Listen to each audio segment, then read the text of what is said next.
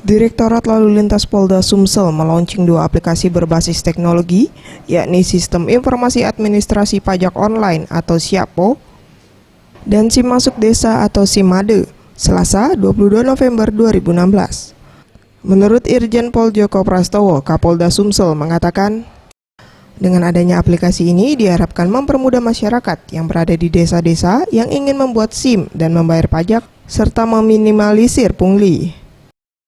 Kita tahu masyarakat kita kan jauh-jauh, mereka kalau mau buat SIM di Polres jauh.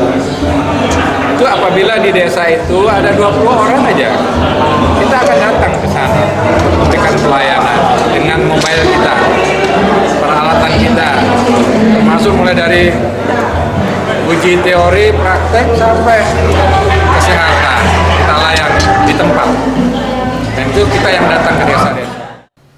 Sementara itu, Dirlantas Polda Sumsel, Kombes Pol Tomex Kurniawan mengatakan, berdasarkan data Direktorat Lalu Lintas, sekitar 3.200.000 kendaraan serta 50% kendaraan belum melengkapi surat menyuratnya. Dengan program SIAPO ini, diharapkan dapat menjangkau potensi pajak kendaraan bermotor dan masyarakat diberikan jaminan legalitas bahwa kendaraannya benar terdaftar di Direktorat Lalu Lintas. Dari data yang ada pada Direktorat Lalu Lintas itu sekitar 3.200.000.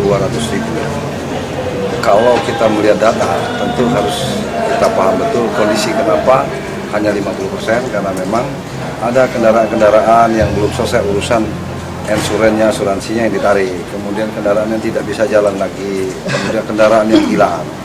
Nah, dari data tersebut, kalau kita lihat potensi pendapatan dengan aturan yang berlaku, maka program SIAPO tadi mampu untuk menjangkau, menggait potensi pajak kendaraan bermotor, dan masyarakat diberi jaminan legalitas bahwa kendaraannya benar, terdaftar, dan afsah untuk dikendarai di jalan raya. Selama ini pembayaran pajak berbelit-belit karena panjangnya birokrasi dan sebagainya.